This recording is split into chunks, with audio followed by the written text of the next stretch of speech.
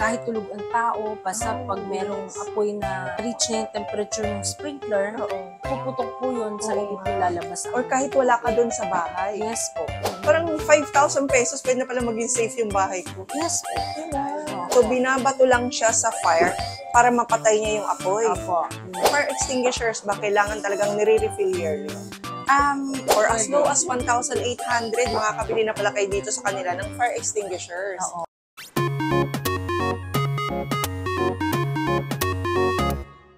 Alam naman natin mga ka-best finds, sa pagpanahon ng tag-init katulad nito ay panahon din ng sunog. Kaya ngayon, timely itong bodegang bibisitahin natin dahil ang pupuntahan natin ngayon ay direct importer ng mga fire equipments dito sa bansa.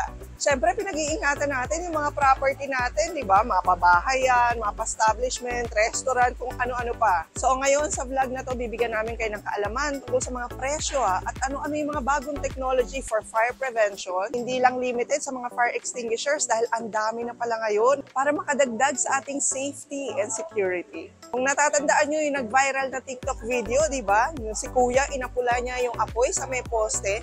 Kung wala kaya siyang fire extinguisher sa mga panahong to, ay siguradong malaking perwisyo talaga ang aabutin dahil sa apoy na to.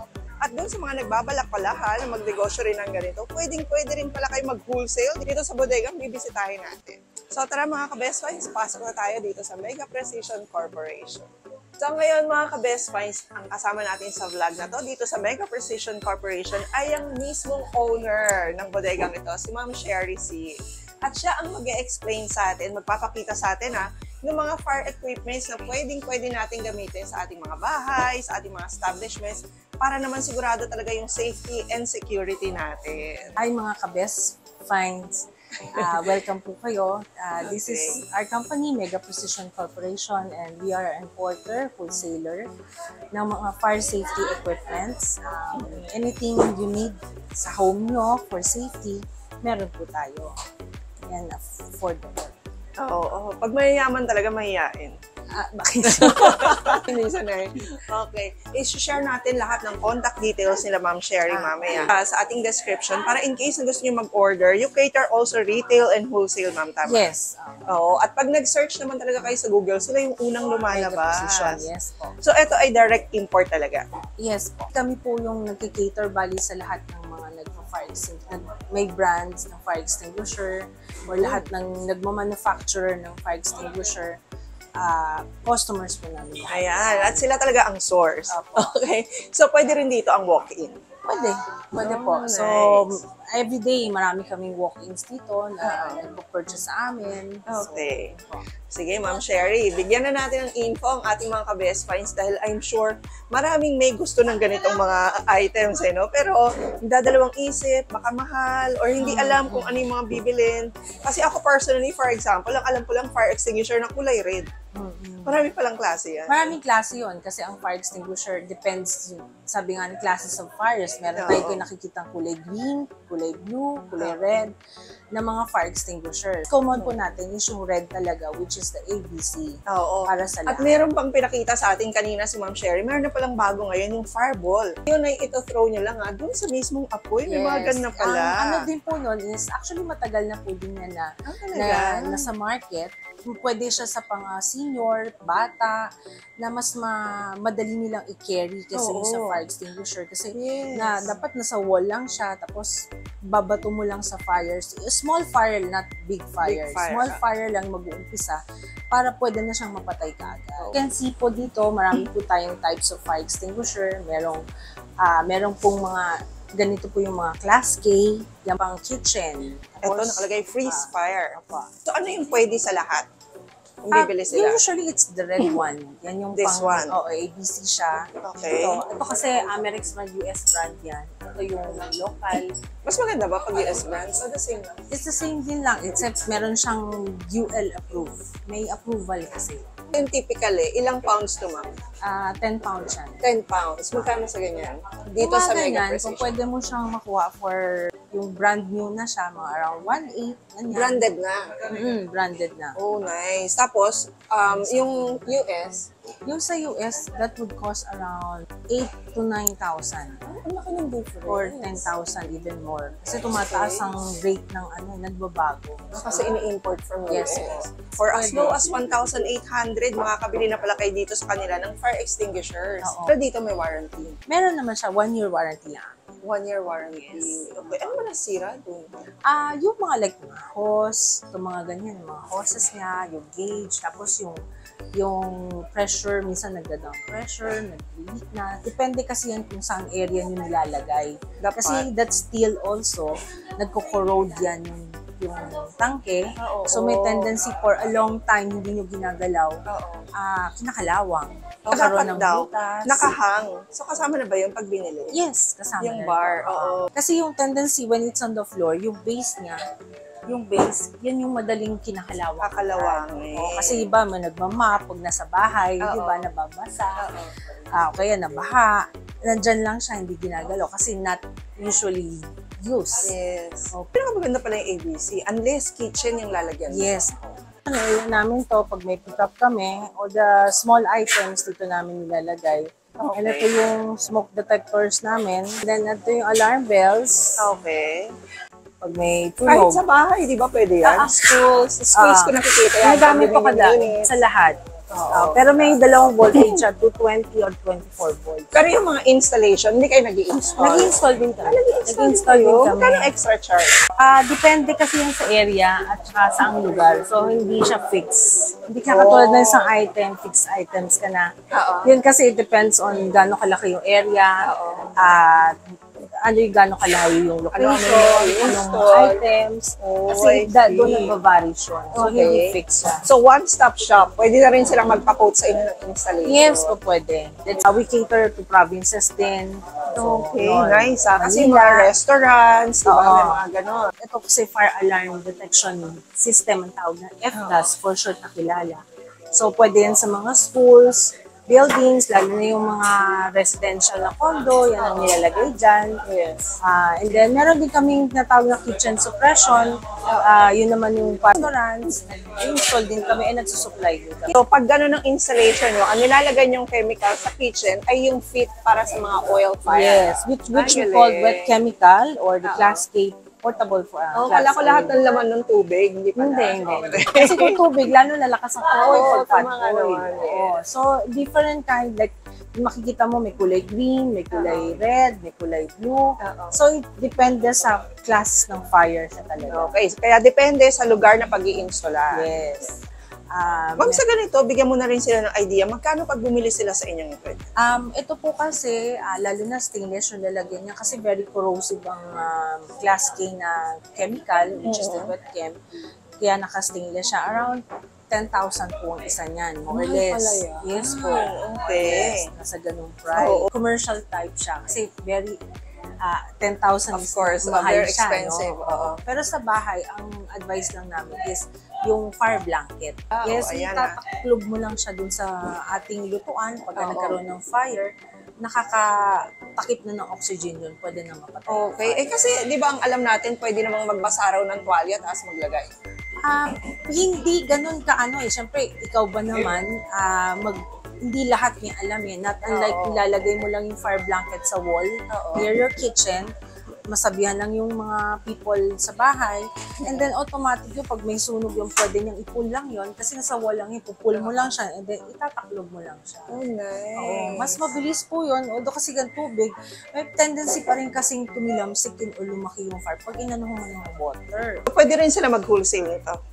Pwede rin. So, pwede open na kayong open kami for those mga nag-uumpisang mag-fire extinguisher. Pwede namin kayo i-guide kung paano kayo mag-umpisa and all the things that you need like the hydro test, at for testing yung cylinders, meron po tayo lahat yan. So, maganda rin kasi negosyo. Yes po. So, empty cylinders, kami nagpaparat na wholesaler and importer po kami yan, even the chemicals. So, all types of the chemicals, importer tayo. So, dun sa mga nag-uumpisa mag-fire extinguisher, we can help you. Punta na po kayo. Wow, nice. Or tawagan nyo si ma'am. Yes pwede. Fire extinguishers ba kailangan talagang nire-refill yearly? Yes. Pagka business permit, that's required talaga. Opo. Okay, Pero kung sa residential lang naman siya, pwede yan up to 3, 4 years. Ganun. Oo. Pero yun, may maintenance pa rin po siya. Hindi naman din po kasi po pwedeng iiwan lang natin siya na nandun. So, parang yearly kailangan upside down natin para yung, parang pulbos din ba, na pagka hindi mo siya ginagalaw, nagsistock up siya. Para kung may naririnig ka pang bumababa na parang tubig, and then it's still good. Ayan ha. Ang dami Tip yun. Ang dami nating tips na nalalaman. Kasi safety din po natin na na-check yung inyong fire extinguisher kung okay pa po ba siya o hindi. Life is very important. So, yun naman din po yung talaga kaya ini-implement ng government, ng Bureau of Fire, na every year, i-refill or ipa-check natin. Nandito nga pala tayo sa section nila kung saan nandito na lahat ng kanilang mga samples. Kasi kung dadali namin kayo dun sa bodega nila, sobrang init. Kasi summer tayo ngayon. Summer kasi tayo ngayon. Dito, nandito na lahat ng samples. So, mapapakita na sa inyo ni Ma'am Sherry kung ano-ano yung mga bago ngayon, no? And idea sa prices. Ayan. So, ito yung sinasabi nating fireball. Ito yung fireball. Pwede bang buksan ito? So, ito yung binabato lang sa fire, sa small fire, pagka ideal for residential or small offices. So, binabato lang siya sa fire para mapatay niya yung apoy. Opo. Pwede nga to sa mga bata, sa mga senior. Yes, opo. Mas makakarry nila instead of yung fire extinguisher kasi mabigat. Ito ma'am, price magkano? This costs around 1,000. Around 1,000 lang. O at least, di ba, meron na kayong parang peace of mind. Peace of mind. Di ba, na pag merong sa fire. wall lang nyo lalagay para nakikita nyo madalas. And in case of fire, babato lang ninyo. And so, ito lang lalagay nila sa wall. Okay. All our products naman po kasi dinedemo namin first para alam namin kung ano yung binibenta. May expiration ba yan, ma'am? 3 years. 3 years. Okay. Tapos, meron din tayong mga smoke detectors. Meron tayong pang panel. Meron din po tayong battery operated na yung battery operated para sa mga residential. Condos, sa mga Tapos, ito namang control panel na sinasabi natin, system naman siya. How does it work? Ito kasi in-install nila sa ceiling and then may battery siya. So, pagka naanuhan natin ng smoke, pag nakalanghap siya, kumbaga ng smoke, tutunog siya. So, pag tumunog yun, doon ang alarm. I-alarm na niya yung person doon sa within the area na mayroong sunog. Kunyari, natutulog ka. Oo. Ganun kalakas. Kunyari sa bahay. Yes po. Talaga. Magigising ka talaga. Kunyari, yung tunog kunyari na. sa kusina, pero nasa loob ka ng kwarto. Depende rin po kasi sa laki ng area. Kasi pag malaki yung area, you need several smoke detectors. Let's say sa isang room na let's say 10 square meter, ganyan. Okay. Pwede na yung isang smoke detector. Pero kung sabi mong nasa 50 square meter ka na, several areas na. Meron ka isa sa kitchen, meron ka isa sa living room. Pero kunyari, ang fire ay nasa kitchen. Tapos you have several. Magko-communicate ba yun? Yun natawag natin control, may system yun, control panel naman yun. Yun kasi ang control panel, isa lang ang tumunog, lahat tutunog na yun. Okay. Ito ma'am yung control na binabanggit control mo kanina. Panels po natin, meron po tayong 16 zone, 10 zones, 2 zones, meron pang 1 zone yan, 4 zones. So, ito po yung mga ginagamit naman sa FDAS na tinatawag o Fire Detection Alarm System. Para sa mga warehouses or industrial buildings, residential na 4 floors pataas, yan po nilalagyan natin. Ito po yung mga components, the bell, smoke detector, heat detector, tapos manual call points. Yan. Ito mga ka-best finds yung tinatanong ko kanina kay ma'am, na paano pag nandito ka sa loob, ang sunog nasa labas. Opo. Or nasa ibang area, nasa ibang kwarto. Yan po, ito nakaka-detect siya kasi sa bawat room or bawat area, merong isang smoke detector. Nice. So, dito siya nakakonect na pagka nag-alarm yung isang smoke detector, makikita natin kung saang zone siya. Makikita mo na. Opo. Ito raw ay pwede ring i-install nila, ma'am. Yes po, nag-i-install din po kami kung may kailangan po kayo. Yun, kahit nasan pa kayo sa Pilipinas. Yes. Okay, at package na to pag binili nila? Yes po, package po yan. Supply and installation po kami. Okay. Okay, so magkano naman sa smoke detector? Sa smoke detector naman po natin, kung let's say it's a wholesale price, battery operated, nasa around 600, 700, ganun. Depende sa quantity. Okay. Ganun. Tapos pag retail, Pag retail naman po, ito umabot up to 800. 800 pesos. Lang. Oo, nice. Not bad. Iba yung price din for the yung control panel kasi iba yung style nun, tsaka sa system siya. Mas mahal po yun. That would cost around 1,250, mga ganon. Okay. Pag wholesale yun, pag retail ka na around mga 1,300, 1,500. Pero sobrang nakaka-amaze kasi mai-intimidate ka nga pag di mo alam na, uy, ganun lang pala. Parang 5,000 pesos, pwede na pala maging safe yung bahay ko. Yes po. Diba? Ayan din. Yung fire blanket na tinatawag natin, this is also good for sa houses, sa kitchen ito. Or is mostly sa kitchen. Or pagka meron kasing malaki ng sunog, binabalot ito sa, ang size po natin is 1.2 by 1.2. Meron yan yung mas malaki pa na pwede mong ibalot sa sarili mo. Fire retardant kasi ito. To escape. Yes, to escape. Oo. And So, usually, pinupull lang nila and then ilalatag mo sa fire. yung sa kawali. Oo nga. Iyaano mo lang Imbis siya. na magbasa ka Tataklob. pa ng tuwalya, maghintay ka pa at lumaki, tataklob mo lang to. Sure yun. Yes po. Galing oh. Tataklob Ito mo lang. magkano to? Ganito, 1.2, it's around 1,000. Only 1,000 pesos? Yes, Meron for, pa rin ganito. for retail, and then wholesale, around 800. Yan. Ay, ang ganda ng tubo ng wholesale. So, meron ding 2-ply nito at saka single-ply. Okay, at pwede kayo mag-order sa kanila, tatawagan nyo lang sila, ma'am. Opo. Usually, it's 2-ply naman po. Ito lahat 2 ply. Yes. Ayan, meron din silang mga fire exit na signage. Ayan, available lahat yan dito. Lahat Yung ng fire class. exit na yan, magkano yan, ma'am? Diyan po, nasa around 800 sa retail. Okay. Para wholesale, pwede yan mga around pero 600. Okay, ito na yung may ilaw na. Yan po. Dinalagay sa fire exit natin. Okay. Pistol grip. Yan po. Nagamit sa mga fire trucks. So, anything you need nga mga ka-best finds na may kinalaman na sa pag-prevent ng sunog, fire Emergency prevention, light. meron Meron sila. din po tayo. Meron tayong 6 volts and 12 volts. Wala ng ilaw. Yes, pag nawala ng ilaw. Ay, magkano sa emergency light mo, ma'am? Yung sa 6 volts natin, that would cost around mga 800 for wholesale. Ay, wholesale, retail pala. Pag wholesale naman, around 700. 700. Pwede yan. 750. Okay. Yes, Ano yung spill spill kit, ma'am? Spill kit naman for industrial naman to. Siya yung nag-absorb ng mga oil.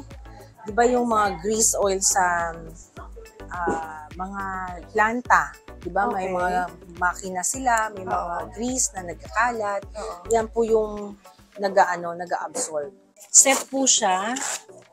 Meron siyang Ang galing. absorbent sack ang tawag niyan. Oo. Ito naman is prevention hazmat ang tawag niya, haz waste. Okay. Oo. So kasi ang yung mga grease sa pabrika, Oo. yung mga oils na pinoproduce ng mga makina, yung mga ganon, or products nila na may langis, pwedeng makadulas, pwedeng mag-cause ng fire. So, ito po pwedeng panglinis nila at saka pang-prevent. Ayan. Ito yung pinampupunas nila. Ito yung gloves. Yan ang set kasi. May kasamang pang-plastic na siya. Ang galing. Washable to, ma'am. Throwaways na po yun. Disposable na siya. Oh, I see. So, isang set niyan, you have Marami pala siya. Oo. Like Absorbent spill kit sacks. yung tawag nila. So, ito yung set niyan. Yan, makaka-relate yung mga planta dito, no? Yung mga maraming grease and oil sa paligid nila. Yes po. So, ma'am, pag pinag-uusapan natin yung fire, napakaraming incidents ng fire, no? Yung maaalala natin, katulad ng isang pabrika na tinuluan lang ng ng sigarilyo ba?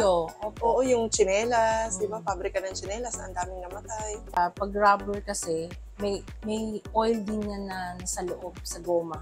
Ganun. So, very flammable siya. Yung natawag natin petroleum-based product. Products. Opo. Pero in instances na meron sanang malapit na fire extinguishers no, Opo. sa Kaso kalapit kadalasan nun. po kasi gabi, tulog ang mga tao. Oo. Yan po yung pumapasok na sinasabi ng mga Bureau of Fire natin na system, yung alarm system or wet standpipe, yun po yung sprinkler system. Oo. Diyan po pumapasok talagang napakaganda kung meron po tayo nun kasi kahit tulog ang tao, basta pag merong apoy na na-reach na yung temperature ng sprinkler, puputok po yun, sarili po lalabas. Or kahit wala ka dun sa bahay. Yes po. Mamamatay siyang sarili. Yes. Po, kasi sarili siyang lalabas ng tubig, magpapatay ng sunog. Yun. Okay. At yun, nag-i-install kayo nun, ma'am? Yes po. Nag-i-install din pala sila lahat. Yes po. Okay. Mahal ba magpa-install nun? Depende rin po kasi may kamahalan po yun. Aminin po natin kasi it's a system. So, depende sa area ng paglalagyan, at saka location. So, it varies po. Hindi siya fixed. Oo. And for sure, hindi yun kasing mahal ng naipundar mo. Yes. Pag nasunog. At ng mga ala-ala dun sa loob ng tahanan nyo, no? Pag nasunog. Opo. Ang dami nating natutunan kay Ma'am Sherry, no? Welcome po. So, pag meron po kayong mga kailangan about fire safety equipments, punta lang po kayo sa amin dito sa Mega Precision Corporation sa 155 9th Street, 10th Avenue, Caloocan. And then, ang number namin is 8361-8225 or 8277-6631. You can also check our website, www.megaprecisioncorp.com. Yun. Nandun po lahat ng details ng company po namin. Correct. At kung gustong-gusto nyo rin mag-wholesale or mag-negosyo ng ganito, i-assist din kayo nila, Ma'am Yes po, Sherry. we're very welcome po kayo. All over the Philippines. Yes po. So, ayan mga ka-best finds. I hope na marami kayo natutunan sa ating vlog ngayon. It's Fire Prevention Month. Ingatan natin yung ating mga tahanan, mga pinagpupursihan natin, mga pinaghihirapan natin. Di ba? Yung for as low as 1,000 pesos, di ba? Meron ka ng peace of mind. Yes po. Ayan. So, thank you very much for watching. Please don't forget to like the video. I-share nyo na rin po and please don't forget to subscribe and hit the notification bell para lagi po kayo updated kung may mga best finds tayo katulad nito. And we'll see you again next week, Best Finds. God bless. Bye.